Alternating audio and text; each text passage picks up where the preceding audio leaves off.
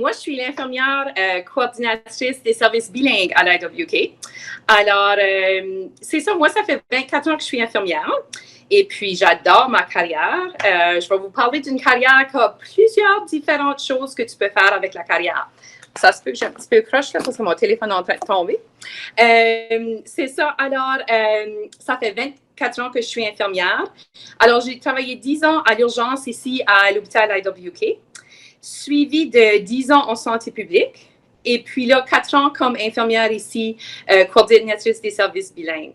Alors, au juste, ce que je fais tout de suite, c'est que je fais de l'interprétation médicale en français pour les familles francophones. Alors, je coordonne les soins et puis j'ai la chance d'aller avec eux pour faire l'interprétation pour être sûr qu'ils comprennent tout ce qui se passe.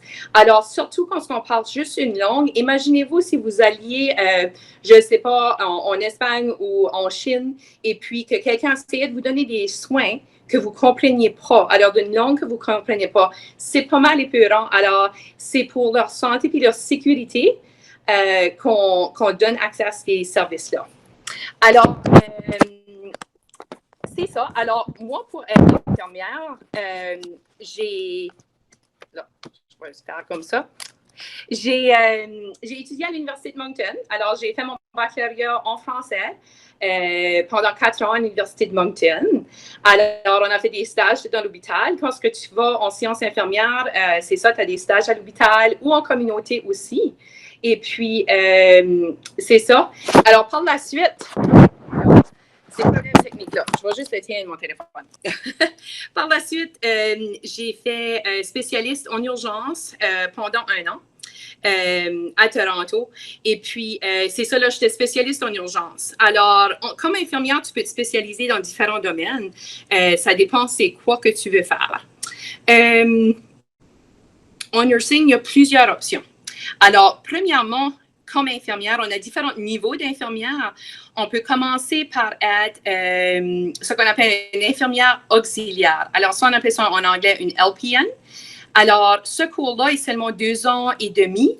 C'est offert à l'Université de Sainte-Anne maintenant. Et puis, c'est ça, tu es une infirmière, mais il y a cependant quelques affaires que tu n'es pas capable de faire, comme une infirmière qui est enregistrée, immatriculée.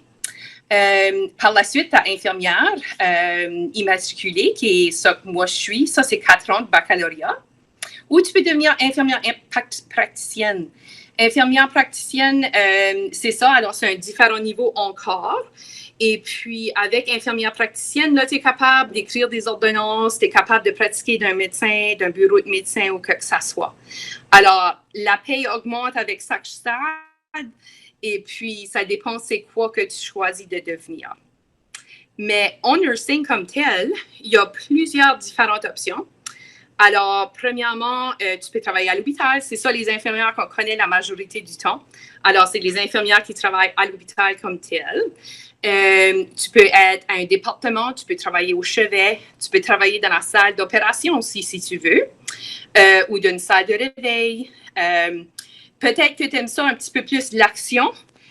Alors, si tu aimes beaucoup plus l'action, c'est ça, tu pourrais peut-être travailler dans l'urgence, dans les soins intensifs, dans Life Flight. Alors, Life Flight, c'est quand quelqu'un, ça fait mal et puis ils ont besoin de voler pour aller de hôpital à hôpital. Et puis, c'est souvent qu'on utilise ces services-là, surtout quand quelqu'un n'est pas stable. Alors, si quelqu'un a eu un gros accident au Nouveau-Brunswick et puis qu'on veut qu'il y ait des soins immédiats, puis on veut couper le travelage qu'ils vont faire, c'est là où on va utiliser Life Flight. Alors, ça aussi, c'est une spécialité. Puis là, il y a les soins intensifs. Alors, il y a plein de différentes classes que tu peux travailler comme infirmière puis te spécialiser. Tu peux travailler un petit peu partout si tu veux. Par la suite, si l'hôpital ne te tente pas, ce n'est pas une classe où est-ce que tu es confortable, tu peux quand même être infirmière, mais être infirmière communautaire. Alors, comme infirmière communautaire, tu as la santé publique qu'on apprend à connaître un petit peu plus davantage à chaque jour avec le COVID, malheureusement. Alors, il y a aussi les soins à domicile. Ça, c'est quelque chose que quelqu'un est capable d'aller faire des soins dans ta maison. il y a des foyers de soins. Il y a aussi un gros secteur de santé mentale. Alors, où il y a des infirmières dans les écoles. Alors, ça aussi, c'est disponible. Alors, comme que vous voyez, il y a plusieurs branches qu'on peut aller dans le nursing. Si tu es tanné avec un ou tu aimerais te changer à d'autres opportunités, tu es capable. Alors, ça, c'est quelque chose qui est un gros positif pour le nursing, je dirais. C'est pour ça que j'ai eu la chance à changer pendant ma carrière. En vieillissant, puis en ayant des enfants, je voulais plus faire de chiffres de nuit. Alors, c'est bien plate d'avoir des chiffres de nuit quand tu es maman et puis quand tu vieillis aussi. Alors, ça devient de plus en plus difficile vraiment à changer. Là, j'ai en train de mon téléphone. Là. Je suis sûre qu'Ethan est en train de rire de moi right now. Là. Ben, anyways, je suis en train de griller ça. Vous devriez voir, c'est pas trop cute. C'est ça. Alors, pourquoi que j'ai été dans le nursing?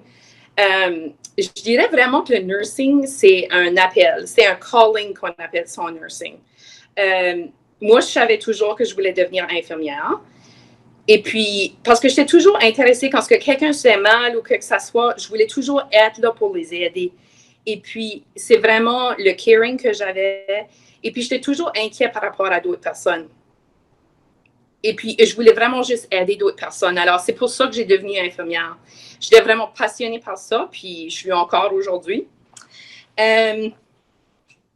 Alors, avec ma job maintenant, ben c'est ça, j'adore mon travail et puis c'est quelque chose qui est un peu différent à chaque jour. Alors, je suis capable d'aller partout dans l'hôpital.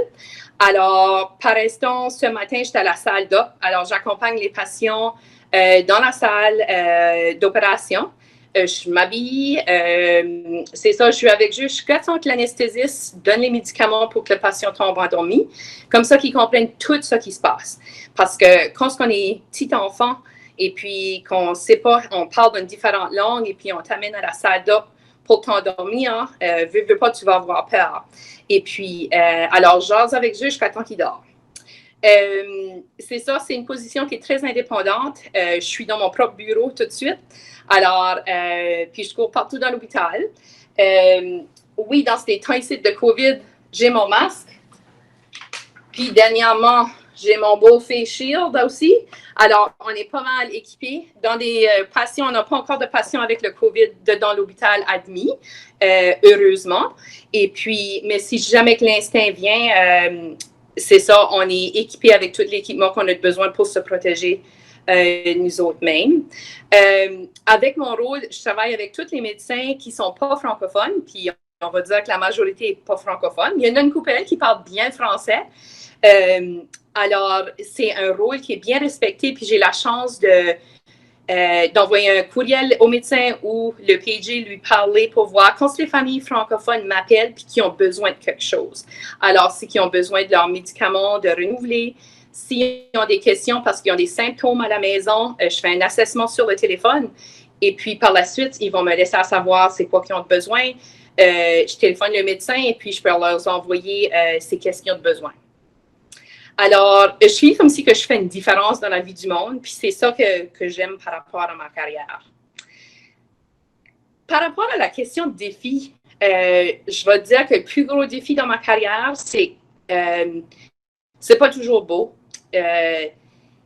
C'est très difficile quand on voit quelqu'un qui passe à travers de la mort. Il faut juste accepter que c'est pas à nous autres que ça arrive. Et puis, c'est ça, il faut juste continuer. Alors, je dirais que c'est ça le plus gros défi comme de mon travail. Il y a plusieurs de beaux moments, cependant, en pédiatrie surtout. Il n'y a pas beaucoup de morts. C'est souvent des nouveau-nés qui seront morts ou des bébés ou parfois par le cancer. Alors, ça dépend. Ou un trauma aussi. Alors, les accidents, on va voir ça aussi. Alors, c'est ça les moments où est-ce que j'aime le moins. Cependant, j'aime ça de supporter la famille. Alors, on a des défis, on a des challenges partout dans nos carrières, puis ça, c'est un des plus gros en nursing, je dirais. Par rapport à mon emploi comme tel, je vais vous dire, c'est un emploi on aura toujours des jobs. on ne sera jamais sans emploi.